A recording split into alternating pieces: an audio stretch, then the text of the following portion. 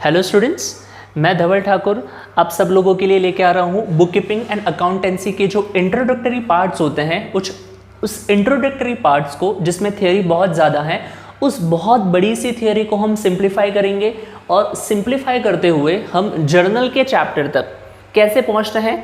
थोड़ा सा fast track के फॉर्म में ये होगा सेशन, बहुत ज़्यादा डिटेल में नहीं होगा। हाँ, बट जितनी भी बेसिक रिक्वायर्ड एलिमेंट्स हैं जो शायद से आपके अपकमिंग फर्स्ट यूनिट टेस्ट के लिए रिक्वायर्ड है, वो सारी चीज़ों को क्लियर करते हुए हम चलेंगे। So today we are going to start with book keeping and accountancy, जो आपके 11th कॉमर्स का एक बहुत इंपॉर्टेंट और क्रूशियल सब्जेक्ट है। तो उस क्रूशियल सब्जेक्ट के सबसे बेसिक इंपॉर्टेंट टर्म को लेकर आज हम डिस्कस करेंगे बच्चों।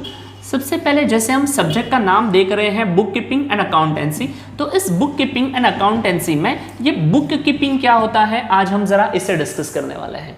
ये बुक कीपिंग क्या होता है, आज हम जरा इसे ठीक से डिस्कस करेंगे, क्योंकि बहुत बार एग्जाम्स में आपको डिफाइन और एक्सप्लेन द फॉलोइंग टर्म्स के फॉर्म में आपको ये सारे टर्म्स मिल जाएंगे आपके फर्स्ट यूनिट टेस्ट के एग्जाम के लिए। तो बच्चों, ये बुक कीपिंग क्या होता है, तो इस बुक कीपिंग को समझने से पहले कुछ इंटरैक्शन होगा। आई नो ये वन वे कम्युनिकेशन है, सिर्फ मैं बोल रहा हूँ, आप लोग सुन पा रहे हो, बट एट योर एंड आप भी आप रिस्पॉन्स कीजिए, ठीक है। आप ऐसे समझिए जैसे आप क्लासरूम में पढ़कर सीख रहे हैं। तो बच्चों, जब हम बात करते हैं बुक कीपिंग की, तो सबसे पहले वहाँ जाने से पहले हम थोड़ा सा और आसपास कहीं और घूमने जाएंगे। कहीं और से मेरा मतलब है हम ज़रा इस पर्टिकुलर वर्ड को डिस्कस करेंगे बच्चों। मैंने आपके लिए यहाँ पर लिख लिया है बिजनेस। बिजनेस क्या होता है, हम बहुत पहले से सीखते आ रहे हैं। What is business? Buying and selling of goods and services is known as business. Buying and selling of goods and services is known as business, जिसे हम ट्रेड भी कहते हैं। तो इस बिजनेस में बेटा कोई भी बिजनेसमैन, अगर हम बात कर लें कि लेट्स से अगर आप एक बिजनेसमैन हो, एक छोटा सा एग्जांपल कंसिडर कर लो कि आपकी खुद की एक आइसक्रीम की शॉप है। तो उस आइसक्रीम की शॉप में मॉर्निंग से लेकर इवनिंग तक आप कितने सारे बिजनेस ट्रांजैक्शंस परफॉर्म करोगे।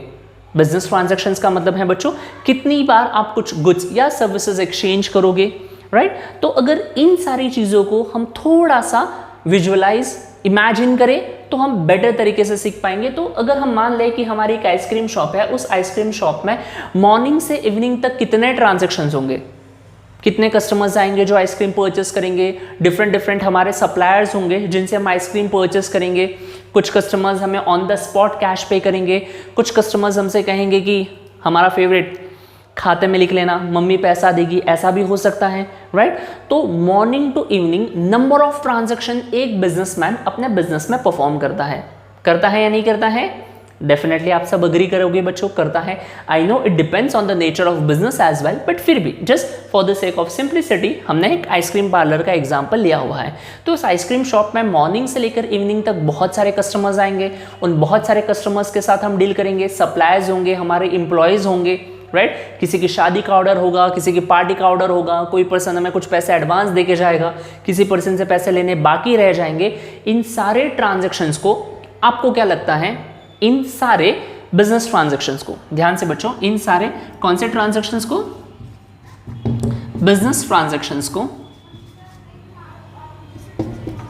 इन सारे बिजनेस ट्रांजैक्शंस को आपको क्या लगता है, क्या हमें इन बिजनेस ट्रांजैक्शंस को रिकॉर्ड करना चाहिए या रिकॉर्ड नहीं करना चाहिए? तो आपके अंदर से डेफिनेटली आवाज आएगी कि नहीं सर, इन सारे बिजनेस ट्रांजैक्शंस को हमें क्या करना चाहिए सर, रिकॉर्ड करना चाहिए। सारे बिजनेस ट्रांजैक्शंस को रिकॉर्ड करो। सर कैसे रिकॉर्ड करेंगे?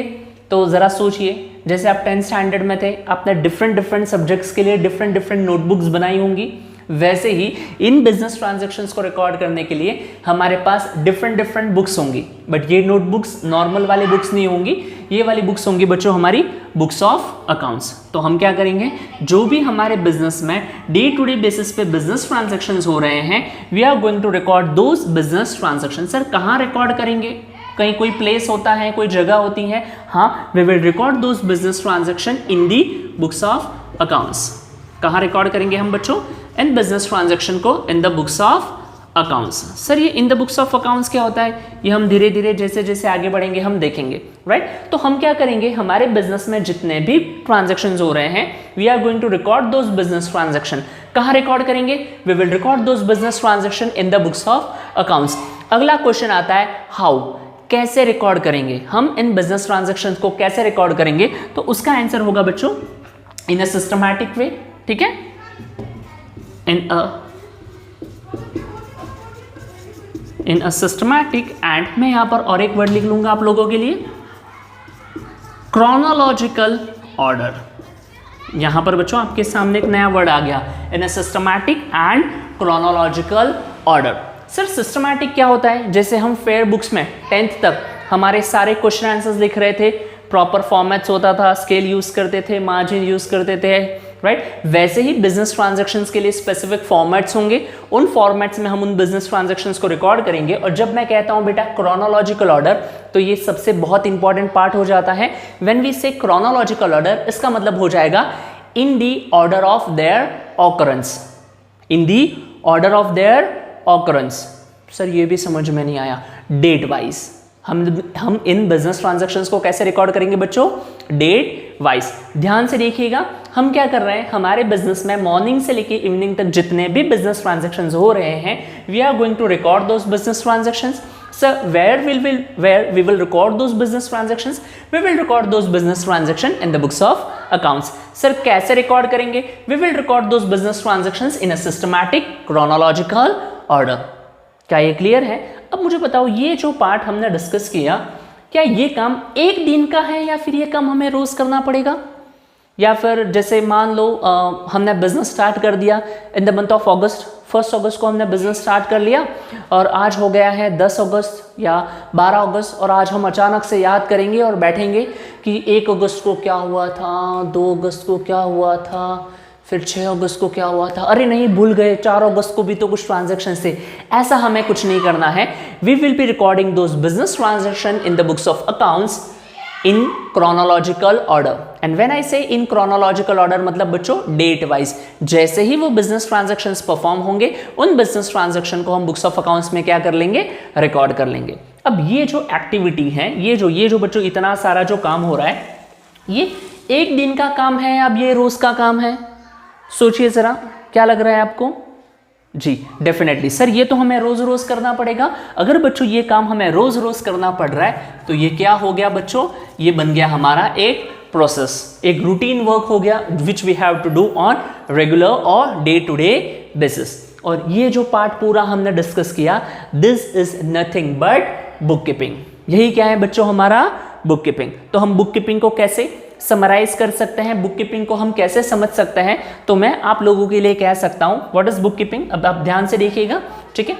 हम ये जो चीजें हमने लिखी हैं उसे प्रॉपर वे में लिखेंगे, आप भी नोट डाउन कर सकते हैं अपने पास, right, for your future references. Yup, so let's start with the meaning of book keeping. तो क्या होता है बुक कीपिंग? सर हम कह सकते हैं, what is book keeping? Book keeping is a process of recording. What is bookkeeping? Bookkeeping is a process of recording. Process of recording. Which transactions? Process of recording business transaction. Bookkeeping is the process of recording business transactions. Where? In the books of accounts. In the books of accounts. Sir क्या हो गया bookkeeping? Book keeping is the process of recording business transaction in the books of accounts. Sir कैसे record करेंगे? In a systematic and chronological order. In a systematic and chronological order मतलब कैसे record करेंगे बच्चों? Date wise हम इन सारे business transactions को क्या कर लेंगे? रिकॉर्ड कर लेंगे। तो बुक कीपिंग क्या हुआ? आप मेरे साथ एक बार रिवाइज कर सकते हैं, बोल सकते हैं, book keeping is the process of recording business transactions in the books of accounts in a systematic chronological order. I hope ये क्लियर होगा, साथ साथ में आप लर्न भी कर पाओगे। Let's revise one more time, what is book keeping? Book keeping is the process of recording business transactions. कहां पर? In the books of accounts. कैसे? In a systematic chronological order. I hope book keeping की meaning आप सब लोगों को बहुत अच्छे से समझ में आ गई होगी। अब बच्चों इस बुक कीपिंग के साथ साथ यहाँ पर और एक वर्ड है अकाउंटेंसी, जो हमारे सब्जेक्ट का नाम है बुक कीपिंग एंड अकाउंटेंसी।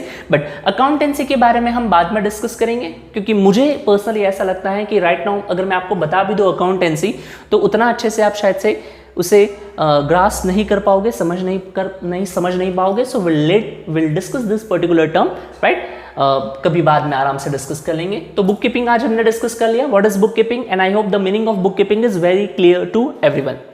अब इस बुक कीपिंग के अलावा जैसे आप ध्यान से देखोगे बच्चों, ये सब्जेक्ट जो है ना हमारा, इसके पहले अनलेस एंड अनटिल आप आईसीएसई बोर्ड में थे, शायद से आपने इस सब्जेक्ट के बारे में बिल्कुल भी नहीं सुना होगा। आपको किसी भी पार्ट के बारे में, जब आप 10th स्टैंडर्ड में थे, आपने हिस्ट्री पढ़ी, आपने ज्योग्राफी पढ़ी, आपने मैथ्स पढ़ी, आपने साइंस पढ़ी, तो ऑलरेडी कुछ बेसिक पार्ट्स आप उन सब्जेक्ट्स के पहले से सीख चुके हो।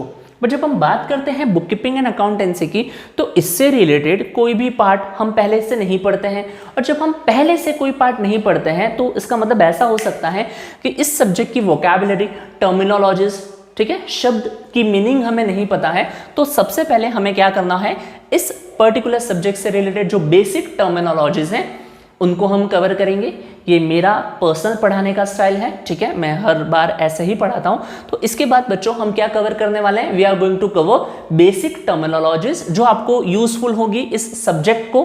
बाय द वे ये सब्जेक्ट प्रैक्टिकल है, बट प्रैक्टिकल भी किस पे बेस्ड है, थियोरेटिकल कंसेप्ट्स पे बेस्ड है। तो फर्स्ट ऑफ ऑल हम हमारे थियोरेटिकल कंसेप्ट स्ट्रॉन्ग करेंगे ताकि हमें प्रैक्टिकल में कोई भी प्रॉब्लम ना आए, ठीक है। सो let's start with the basic accounting terminologies, ठीक है। इसके बाद मीनिंग ऑफ बुक कीपिंग के बाद जो नेक्स्ट टास्क हम पढ़ने वाले हैं वो क्या है, अकाउंटिंग टर्म्स।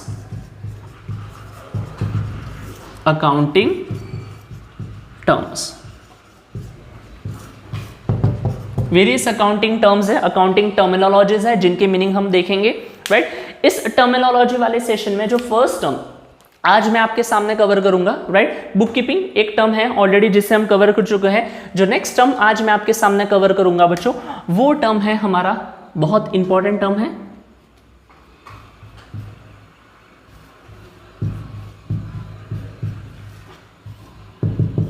कैपिटल। कैपिटल क्या होता है इसे हम डिस्कस करने वाले हैं।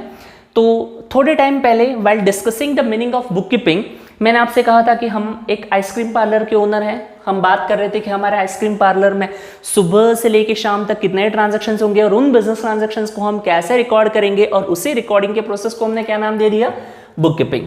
तो अगर प्रैक्टिकल लाइफ में अगर आपको कोई भी बिजनेस स्टार्ट करना है, लेट्स से वही आइसक्रीम पार्लर अगर आपको आज स्टार्ट करना है तो ऐसे स्टार्ट हो जाएगा, मतलब जादू की छड़ी है घुमा दी और आइसक्रीम पार्लर स्टार्ट, नहीं, बिल्कुल ऐसा नहीं होता। उस आइसक्रीम पार्लर को स्टार्ट करने के लिए हमें क्या करना होगा, बताओ, कुछ चीज़ें अरेंज करनी पड़ेंगी, ऐसे ही हो जाता है। क्या क्या लगेगा, हाँ, बहुत सारे पैसे लगेंगे, कोई शॉप हमें देखनी पड़ेगी, या तो वो शॉप हम रेंट पे ले सकते हैं या फिर we can own that shop अगर हमारे पास उतने पैसे हैं तो।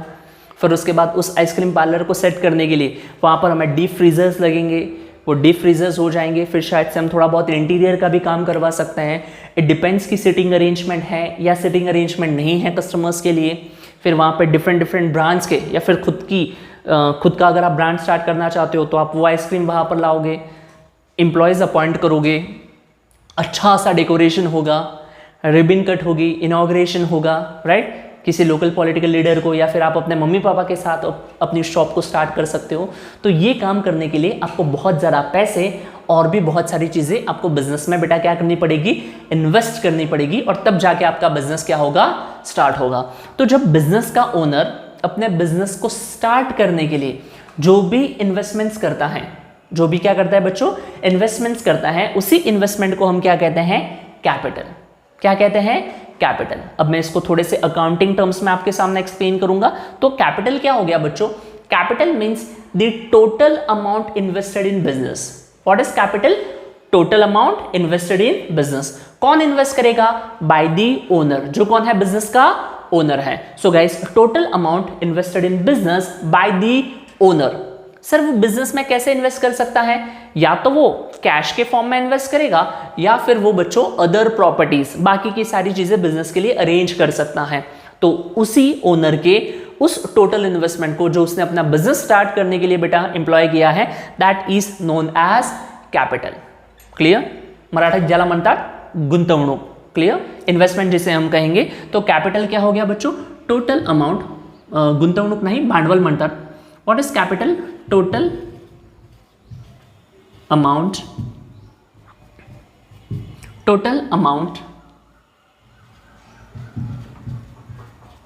Invested in business. अब ये इंपॉर्टेंट नहीं है बच्चों, total amount invested in business ये इंपॉर्टेंट नहीं है, इससे ज्यादा इंपॉर्टेंट है बाय द ओनर। किसने इन्वेस्ट करना चाहिए बेटा? ओनर ने। अगर आप बिजनेस के ओनर हो, आप इन्वेस्ट कर रहे हो, तो ही हम उसे क्या कहेंगे? Capital. So total amount invested in business by the owner. कैसे? In the form of cash and other assets. अब ये एसेट्स को हम आगे जाके डिस्कस करेंगे, देखेंगे। Again it's an accounting term, but just for the sake of simplicity मैं कह देता हूं प्रॉपर्टीज। अगर आप बिजनेस के ओनर हो, आप अपने बिजनेस में या तो कैश इन्वेस्ट करो या फिर अदर प्रॉपर्टीज के फॉर्म में जो भी इन्वेस्ट करोगे, उसी इन्वेस्टमेंट की सम टोटल को हम क्या कहते हैं? Capital. So capital means the total amount invested in business by the owner in the form of cash and other assets. I hope meaning अच्छे से आपको समझ में आ गई होगी, राइट? सो लेट्स से वो आइसक्रीम शॉप स्टार्ट करने के लिए हमने 20 lakhs प्रॉपर्टी परचेस की, 10 lakhs हमने इक्विपमेंट्स मशीनरी वगैरह परचेस की, और 5 lakhs के हमने आइसक्रीम परचेस की। तो 20 + 10 + 5 that is 20 + 10 30 + 5 30 35 lakh is the total amount which is invested by the owner in his business। तो बच्चों कैपिटल क्या हो गया? Total amount invested in business by the owner in the form of cash and other asset. 2-3 बातें ध्यान में रखनी है। इन्वेस्ट कौन करेगा बच्चों? By the owner. अगर आप बिजनेस के ओनर हो, आप इन्वेस्ट कर रहे हो, तो ही हम उसे कैपिटल कहेंगे, और एल्स टर्म्स की मीनिंग चेंज हो जाएगी। Clear? The next term, first term clear होगा। By the way we have discuss 2 terms, goodwill, book keeping and capital. Book keeping और कैपिटल के बाद थोड़ा सा और आगे बढ़े, द नेक्स्ट इंपॉर्टेंट टर्म जिसे हम ध्यान से कहेंगे बच्चों, ध्यान से देखना, ड्राइंग्स। क्या है? The next most important term is drawings. Sir ये ड्राइंग्स क्या होता है? क्या ये ड्राइंग्स वही ड्राइंग है जो हम ड्रॉ करते हैं? नहीं बच्चों, ये वो वाली ड्राइंग नहीं, ये कुछ और ड्राइंग है। तो जैसे फर्स्ट टर्म्स वाले केस में जो फर्स्ट टर्म हमने पढ़ा, उसमें मैंने लिखा है what is capital. But capital क्या था? The amount which is invested in business by the owner. But अगर आप बिजनेस के ओनर हो, हमारे एग्जाम्पल के लिए जस्ट हमने थोड़े टाइम पहले एक आइसक्रीम शॉप का इनॉग्रेशन किया, और घर से शाम को जब शॉप बंद करोगे, घर पे जाओगे, घर वाले एक्सपेक्ट करेंगे कि आज तो हमारे लिए फैमिली पैक आएगा आइसक्रीम का। फ़ोन आ गया घर से, पापा का, दादा का, किसी का भी, कि बेटा आज आओगे तब घर वालों सबके लिए आइसक्रीम लेके आना। तो आप डेफिनेटली घर वालों के लिए आइसक्रीम पैक लेके जाओगे ना, अपनी शॉप से लेके जाओगे, कहीं और से थोड़ी लोगे। तो आप कौन हो? You are the owner of business. आप अपने पर्सनल यूज़ के लिए, पर्सनल कंजम्पशन के लिए अपने बिजनेस से आइसक्रीम घर ले जा रहे हो, राइट? या फिर मान लेते हैं कि आपका छोटा भाई स्कूल में पढ़ता है, आपके छोटे भाई की स्कूल की फीस पे करनी थी, तो आपने अपने छोटे भाई की स्कूल की फीस अपने बिजनेस से पे कर दी। ऐसा भी तो हो सकता है, क्योंकि आपका बिजनेस है, आप जो चाहो कर सकते हो। तो अगर बिजनेस का ओनर अपने बिजनेस से पर्सनल यूज के लिए कुछ भी विड्रॉ कर रहा है, that withdrawal can be in the form of cash or in the form of other things, और that is known as in cash or in kind.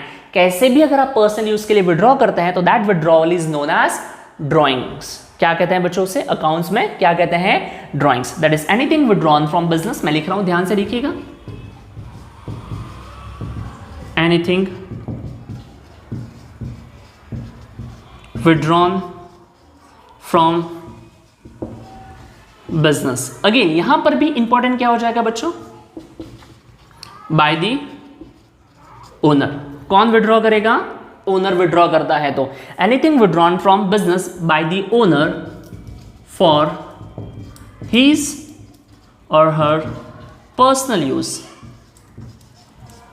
his or her personal use is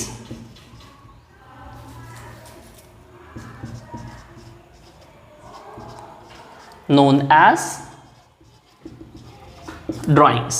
इसे क्या कहेंगे बच्चों? हम drawings कहेंगे। सो अगर आप business के ओनर हो, आप पर्सनल यूज के लिए कुछ भी विड्रॉ करते हो, कैश विड्रॉ करते हो, काइंड में विड्रॉ करते हो, anything which is withdrawn by businessman for his personal use is known as drawings. Clear? ध्यान से, कैपिटल और ड्राइंग्स में दोनों बच्चों ओनर का रोल बहुत इंपॉर्टेंट है। जब ओनर बिजनेस में इन्वेस्ट करता है तो that investment is known as capital, और जब ओनर पर्सनल यूज के लिए कुछ विड्रॉ कर लेता है तो that is termed as drawings. थोड़े से अजीबोगरीब एग्जाम्पल के फॉर्म में अगर मैं आपसे कहूं कि mister Dinesh he sold his personal scooter, mister Dinesh sold his personal scooter and invested the proceeds into business. Mister Dinesh नाम का एक पर्सन है, उसने अपना एक पर्सनल स्कूटर बेच दिया और जो पैसे मिले ना वो उसने बिजनेस में इन्वेस्ट कर दिए। अब अगर आप इस प्रोसेस को ठीक से इवेल्युएट करोगे, mister Dinesh is a person who sold his scooter और जो पैसे मिले वो पैसे उसने बिजनेस में क्या कर दिए, इन्वेस्ट कर दिए। अब ध्यान से देखो बेटा, बिजनेस में पैसे इन्वेस्ट हो रहे हैं या बिजनेस से पैसे विड्रॉ कर लिए जा रहे हैं? नहीं सर, इन्वेस्ट हो रहे हैं, तो वो क्या होगा बेटा, example of capital, that would B an example of capital. Clear? जैसे हमने आइसक्रीम वाला एग्जाम्पल लिया, ओनर ने घर पे आइसक्रीम्स लेके आ गए, राइट, छोटे भाई बहन बेटा बेटी किसी के लिए भी आप कुछ अमाउंट स्पेंड कर लेते हो from your business, that would be termed as drawings. और एक एग्जामिनर्स का 11th स्टैंडर्ड के बच्चों के लिए एक छोटा सा क्वेश्चन होता है जो उनका फेवरेट होता है, जो बच्चे आइडेंटिफाई करने में फेल हो जाता है, that is payment of LIC, life insurance premium, life insurance premium paid. अब लाइफ इंश्योरेंस प्रीमियम सर वो कैसे ड्राइंग हो गया बच्चों? अब लाइफ इंश्योरेंस प्रीमियम किसके लिए होता है? To protect the life of individual owner, businessman. तो बिजनेसमैन की पर्सनल लाइफ को प्रोटेक्ट करने के लिए अगर एक्सपेंस बिजनेस से पे किए जा रहे हैं तो वो क्या होगा बेटा, drawings. Clear? Right. So capital and drawings, this are the two basic concepts जो हमने अब तक पढ़े हैं। And the next most basic concept जो हम डिस्कस करेंगे that is goods. Goods, the next most basic concept क्या है बच्चों? गुड्स। अब गुड्स क्या होता है? हमने बहुत बार देखा है, क्या देखा है सर? हमने ट्रक देखा है और उस ट्रक में बजने वाला इंटरेस्टिंग सा हॉर्न सुना है हमने, बहुत मजा आता है हमको वो हॉर्न सुनने में। उस ट्रक के ऊपर लिखा होता है बेटा गुड्स कैरियर, ये वही गुड्स है। क्या होते हैं गुड्स? ऑल द कमोडिटीज और articles in which a businessman deals. ध्यान से सुनिएगा, क्या कहा मैंने? Goods means all the commodities और articles in which a businessman deals और अ बिजनेसमैन ट्रेड्स। जो भी गुड्स और कमोडिटीज में अगर वो बिजनेसमैन डील कर रहा है तो उस बिजनेसमैन के लिए क्या है वो? गुड्स। एक बार लिख लेता हूं फिर और एलाबोरेट करूंगा। गुड्स मीन्स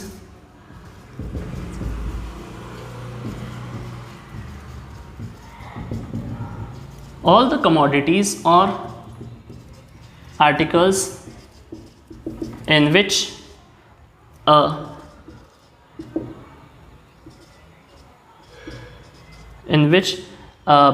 businessman deals, जिसमें बेटा बिजनेसमैन क्या करता है? डील करता है। वो सारी चीजें क्या कहलाती हैं? गुड्स। सर एग्जाम्पल ध्यान से सुनिए। अगर आप एक पान वाले हो, you are selling paan, goods, right. गड़ा इलेक्ट्रॉनिक्स, अगर आपकी कोई इलेक्ट्रॉनिक्स की शॉप है and you are selling electronic appliances, electronic equipments, तो वो सारे इलेक्ट्रॉनिक अप्लायंसेज, इलेक्ट्रॉनिक इक्विपमेंट्स आपके लिए क्या है? गुड्स है। आप टीवी बेच रहे हो, फ्रिज बेच रहे हो, AC बेच रहे हो, वॉशिंग मशीन बेच रहे हो, आपके लिए क्या है? गुड्स है। अगर आपकी फर्नीचर की शोरूम है या फिर अगर आप फर्नीचर बना के सेल कर रहे हो, right, and the name of your business is modern furniture mart, तो मॉडर्न फर्नीचर मार्ट में सेल होने वाला हर फर्नीचर क्या है बच्चों? गुड्स है, right? So goods means what? All the commodities or articles in which a businessman deals. अगर आप एक क्लोथिंग ब्रांड्स हो, अगर आपकी रेडीमेड गारमेंट की शॉप्स है, आप उस रेडीमेड गारमेंट की शॉप्स में जीन्स बेच रहे हो, टी-शर्ट बेच रहे हो, तो वो सारी चीजें क्या है आपके लिए? गुड्स है, राइट? अगर आपकी दाबेली की शॉप है और अगर आप दाबेली भी बेच रहे हो तो वो दाबेली भी क्या है आपके लिए? गुड्स है। ऑल द कमोडिटीज और articles in which a businessman deals और a trader trades are known as goods, right? अगर आप भंगार वाले हो और अगर आप भंगार भी बेच रहे हो तो भंगार भी क्या है आपके लिए? गुड्स है। सो ऑल द कमोडिटीज और articles in which a businessman deals are called goods, right? So I hope ये सारी चीजें, ये meaning of book keeping, concept of capital, drawings and goods, ये बेसिक एलिमेंट्स कहा था थोड़े से शॉर्ट में होंगे बट थोड़े से अच्छे से ही हमने डिस्कस कर लिए हैं। And if you have any doubts please let me know, और कमेंट सेक्शन में ये भी बताइएगा कि ये लेक्चर्स आपको कैसे लग रहे हैं, ताकि मेरे लिए ये मोटिवेशन हो कि मैं आगे के लेक्चर्स कंटिन्यू करूँ। And do share with your friends, right? And please अपना वैल्यूएबल फीडबैक कमेंट सेक्शन में ज़रूर लिखिएगा। Thank you.